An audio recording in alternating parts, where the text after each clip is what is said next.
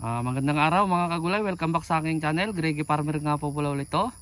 Bali ngayong araw na to mga kagulay ay update ko kayo dito sa 2 weeks na talong nung Martes ang 2 weeks niya mga kagulay. Ngayon Huwebes na mga kagulay.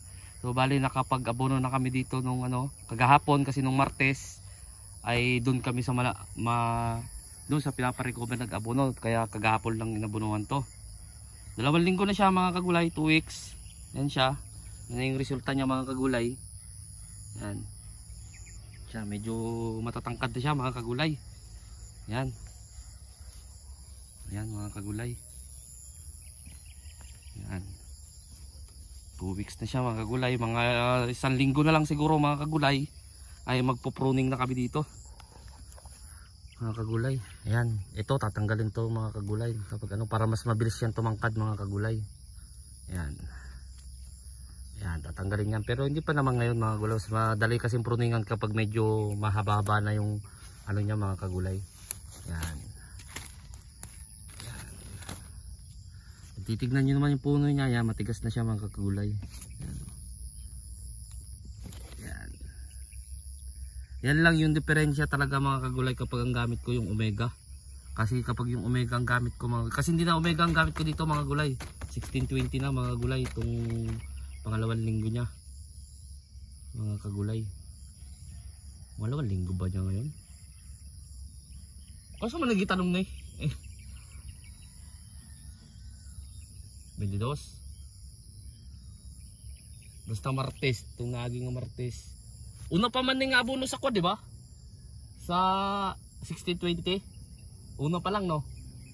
2 weeks nga mga kagulay, kasi ang abono nito calcium nitrate 3 days nung simula pagkalipat tanim, tapos bilang ng 4 na araw pagka 1 linggo calcium nitrate ulit mga kagulay. Tapos yun nga unang abono ng 1620 mga kagulay.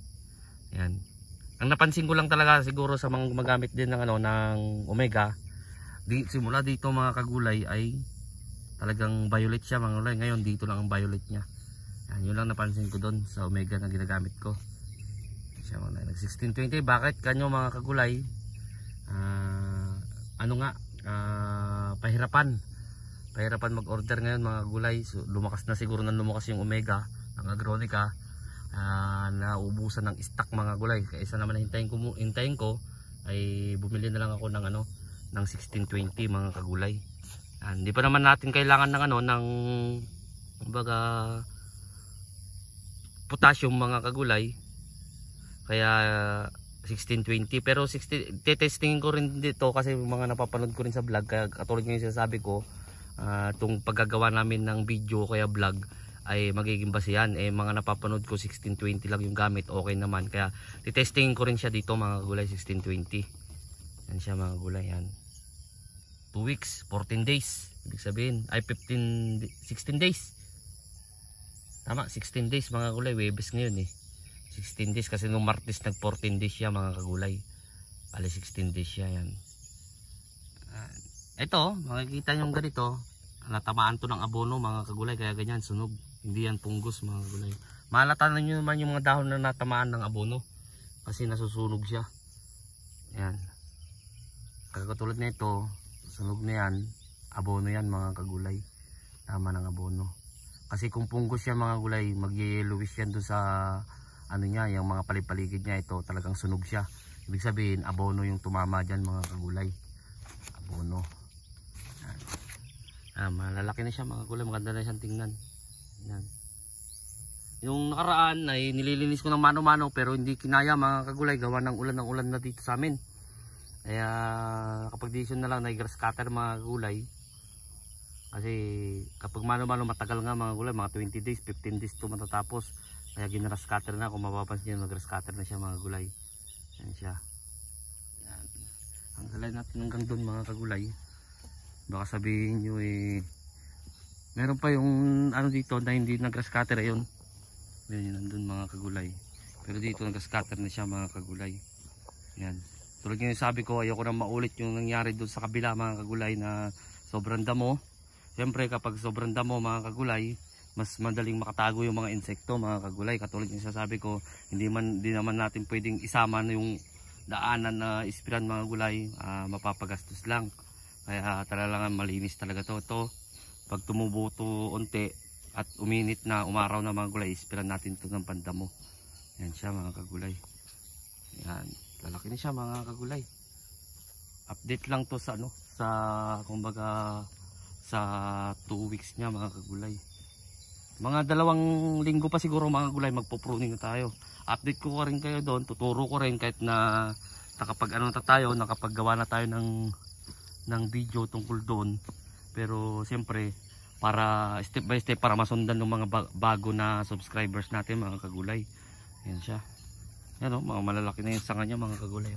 Yan, hihintayin natin magganito para mas mabilis tanggalin mga kagulay. Yan.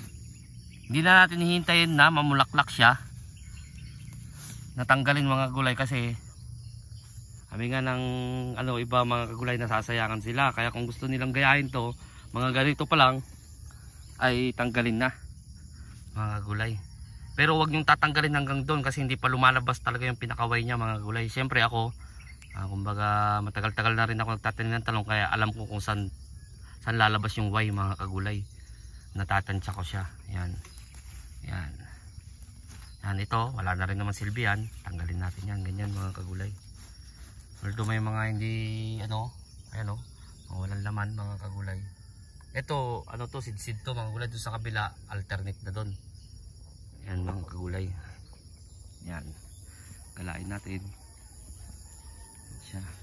Saka kung mapapansin panahon dito, yan parang uulan na naman siya mga kagulay. Yan palibot ng panahon dito sa Bayugan, Nuli, Barangay Nuli, Bayugan City, Agusan del Sur mga kagulay.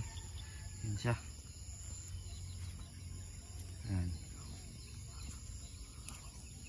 Tapos yung mga tatanggalin din natin yan. Habang gumagala tayo mga kagulay, tanggalin na rin natin itong mga damo. Para kapag nag-abono tayo, ay sa kanya lang talaga. Yan, itong mga damong ganito na hindi na sa grass cutter, tanggalin din natin. Yan. Yan, itong mga damong ganito, tatanggalin din natin mga kagulay. Yan. Yan. Yan lang ang routine ko dito mga kagulay. Tuwing umaga ay ginagala, tinatanggal kung ano yung kulang. Halimbawa may uod, ay isprayan. Halimbawa may punggos, isprayan ng fungicide. Ganun lang mga kagulay, monitoring lang talaga mga kagulay, monitor lang na monitor. Yan. So ayun mga kagulay, hanggang dito na lang ako. Sa bago pa lang sa munting channel ko, huwag niyo kalimutang mag-subscribe at click nyo na rin po yung notification bell para updated kayo lagi sa gagawin kong video tungkol dito sa pamamaraan ko sa pagtatanim ng mga iba't ibang klaseng gulay. Maraming salamat po sa legit na sumusuporta sa akin. God bless po sa ating lahat.